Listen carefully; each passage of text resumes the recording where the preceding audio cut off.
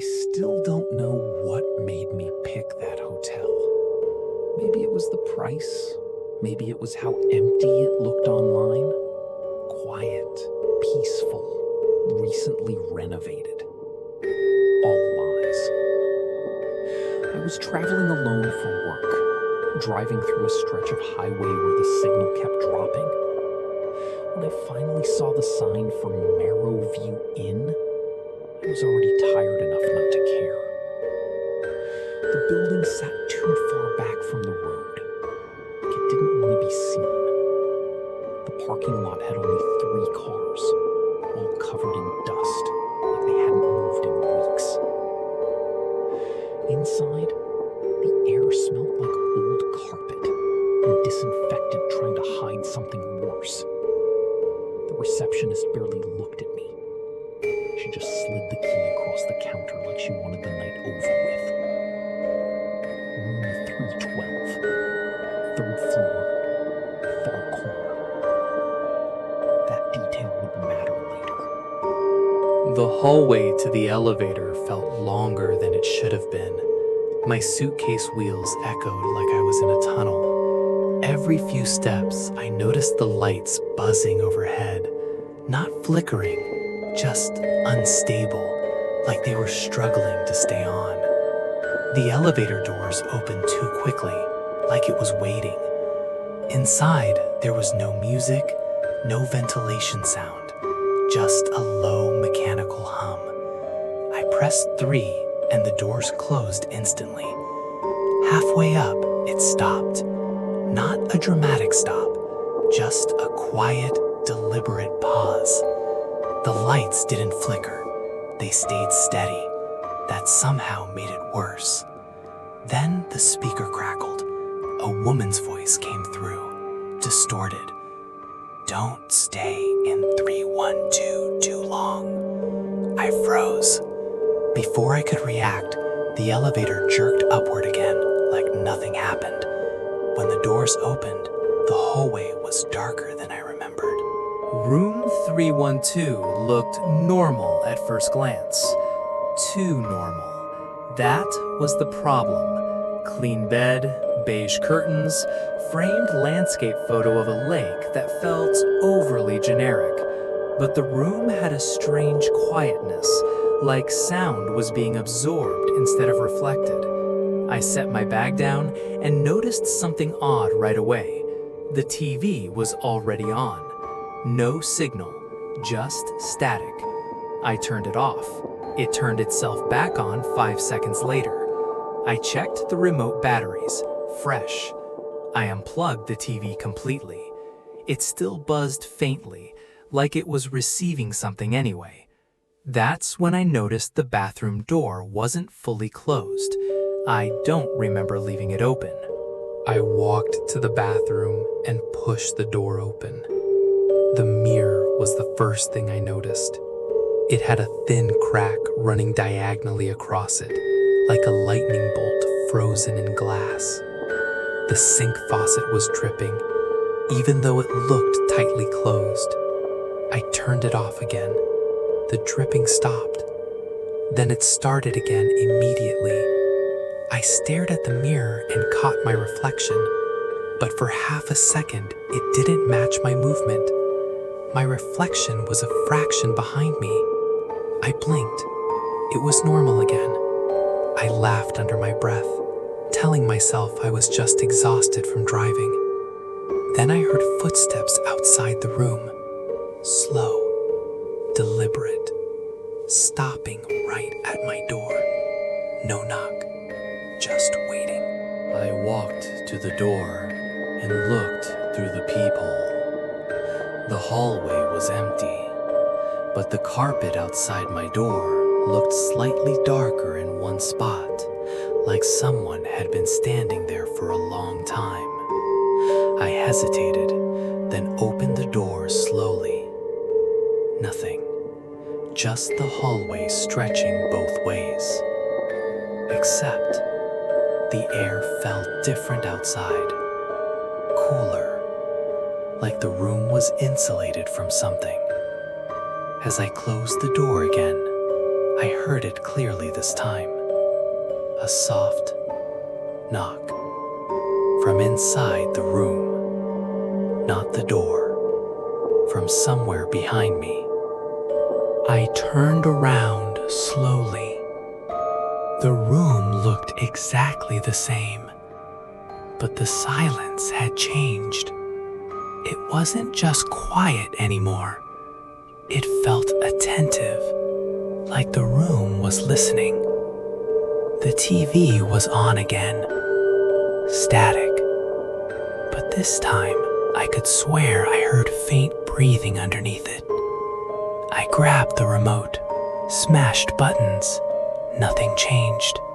I unplugged it again. Static continued. That's when I noticed the bed. The blanket had a slight indentation, like someone had just been sitting there seconds ago. I sat on the edge of the bed, trying to convince myself this was stress. That's when my phone buzzed.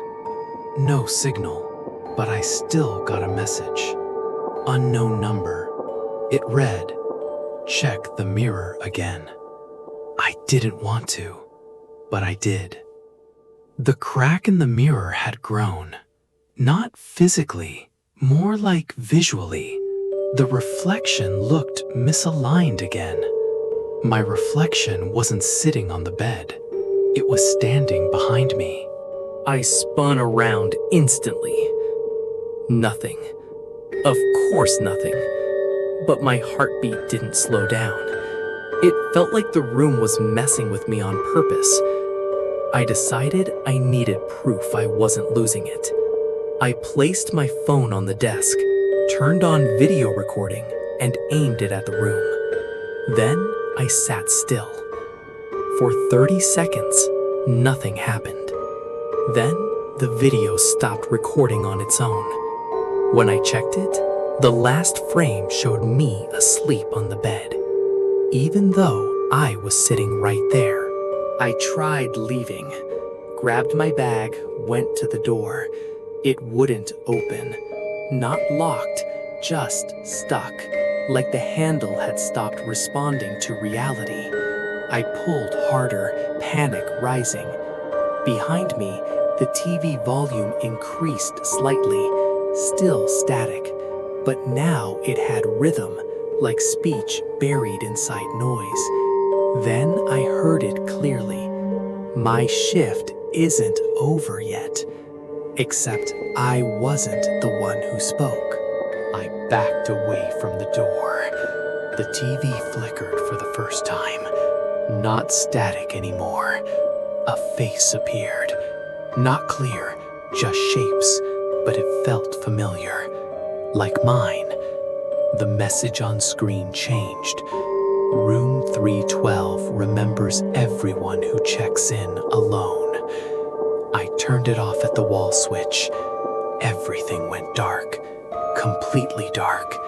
Except the mirror. It was still visible, and so was the reflection. Still standing behind me. Closer now. I don't remember sitting down again, but I was. The air felt heavier, like the room was filling with pressure instead of oxygen. My reflection in the mirror tilted its head. I didn't. Then it smiled. Not a friendly smile. A delayed imitation of something human. My phone buzzed again. Same number. New message. Don't let it finish your shift. I finally understood something was wrong with the room itself, not me. I tried reasoning with it out loud, like an idiot. Okay, whatever this is, I'm leaving. Just let me out. Silence.